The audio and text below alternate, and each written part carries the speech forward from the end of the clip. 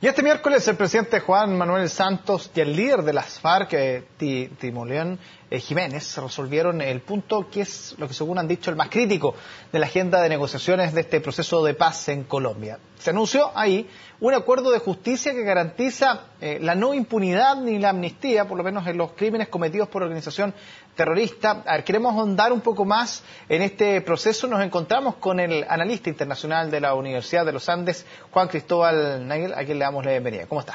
Gracias, Germán, por la invitación. A ver, empecemos a desglosar estos puntos porque claramente lo que se llama justicia transicional es quizás uno de los puntos más esperados. ¿Qué tan así es eso, que era de los más esperados, y qué significa en la práctica? Bueno, hay que recordar que cuando comienza el proceso de paz de Colombia se establecen 5 puntos sobre los cuales se iban a basar las negociaciones.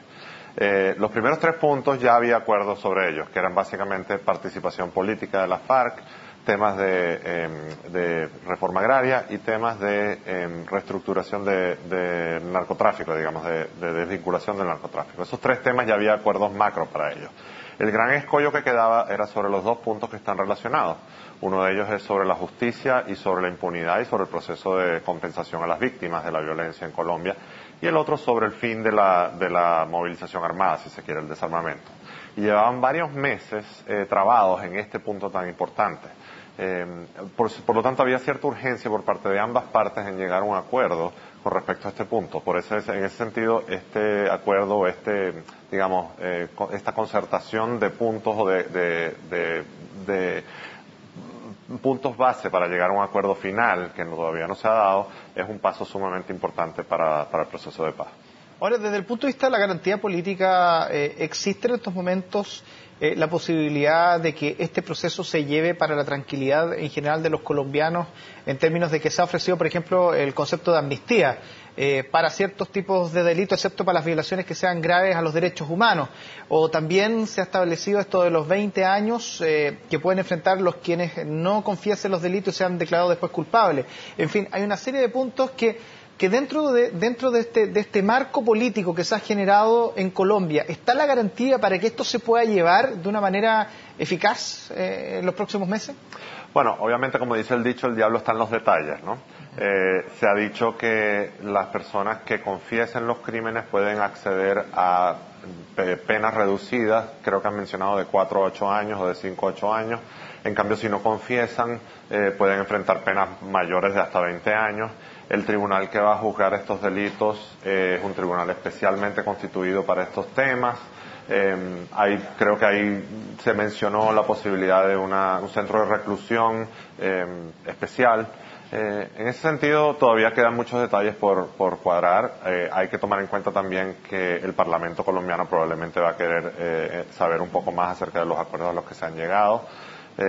Pero llama la atención que el presidente Santos, cuando anuncia el que han llegado a un acuerdo en el día de hoy, una de las primeras cosas que dice es que no va a haber impunidad.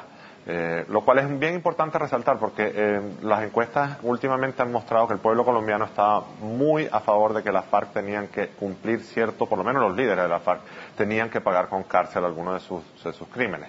Por lo tanto, algo de pago en cárcel tiene que haber, sobre todo por parte de los líderes. Las condiciones en las que eso se vaya a dar y el tiempo que eso se vaya a dar probablemente es materia todavía de negociación, pero habrá que ver cómo se materializa eso. ¿Y el concepto de impunidad puede eventualmente que sea manoseado, pasado a llevar, pensando en que justamente estamos hablando de personas que cometieron quizás crímenes durante los últimos 40 y tantos años finalmente, y que, claro, una condena de 10, 15 años finalmente pueda ser tomado de una manera quizás o no sea valorado por la ciudadanía en Colombia? ¿Puede llegar a ese nivel? ¿O esto es un proceso que durante estos próximos 6 meses va a ser clave cómo se maneja ahí desde el punto de vista comunicacional y cómo se le informa a la ciudadanía de todo lo que ocurre? Bueno, ciertamente el hecho de que esto no pase por la justicia ordinaria, sino que vaya en tribunal especial, implica cierta cesión por parte del gobierno de Colombia en cuanto a las penas judiciales a las que se enfrentan estas personas. Por otra parte, en todo proceso de paz siempre hay que ceder de lado y lado. Ciertamente va a haber sectores más radicales, más recalcitrantes, digamos, o más, digamos, radicales, si se quiere, que van a probablemente estar en contra de este acuerdo de paz y van a interpretarlo como una impunidad.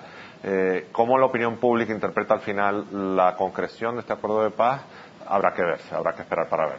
Ahora, ¿es un tiempo prudente darse 6 meses de acuerdo, después de 3 años de conversaciones oficiales, 6 meses para presentar un acuerdo de paz y que después en 60 días las FARC dejen las armas? ¿Eso debe estar calculado de una cierta manera que eso se garantice o vamos a ver qué es lo que ocurre durante los próximos meses si eso se lleva a cabo?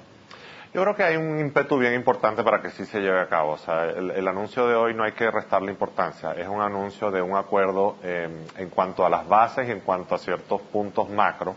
Y yo creo que la negociación de los detalles va a fluir, va a haber escollos, obviamente, va a depender mucho de lo que suceda en el territorio colombiano en cuanto al tema de violencia, si hay atentados, etcétera, etcétera.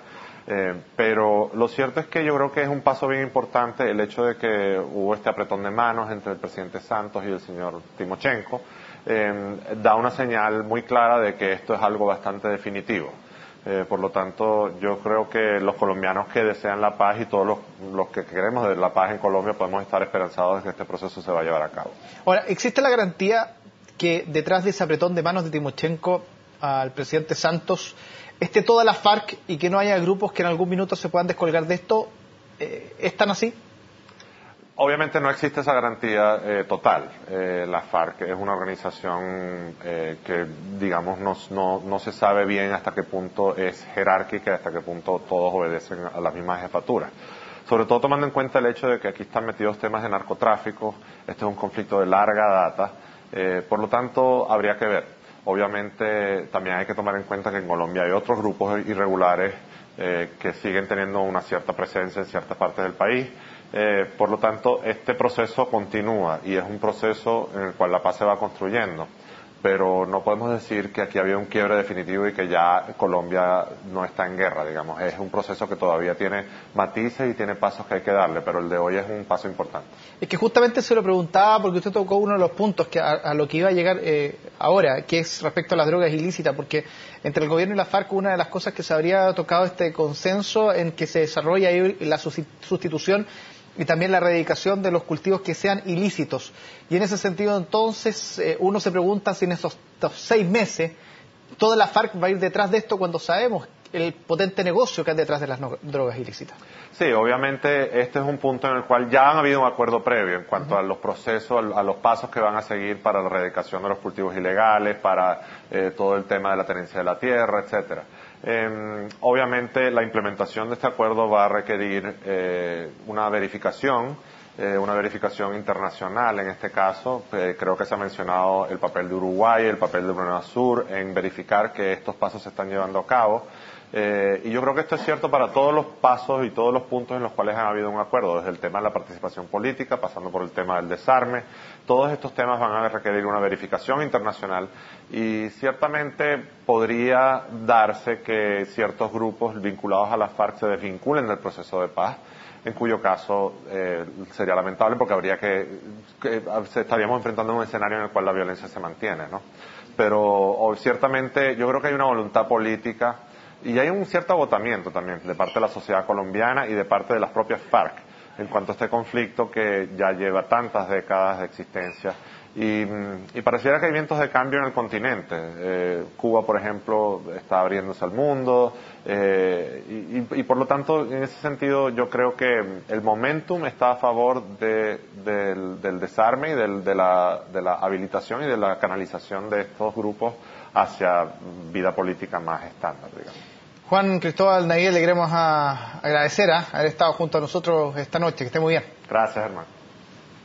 Bueno, nosotros hacemos una pausa. A esta hora regresamos dentro de muy poco con más noticias.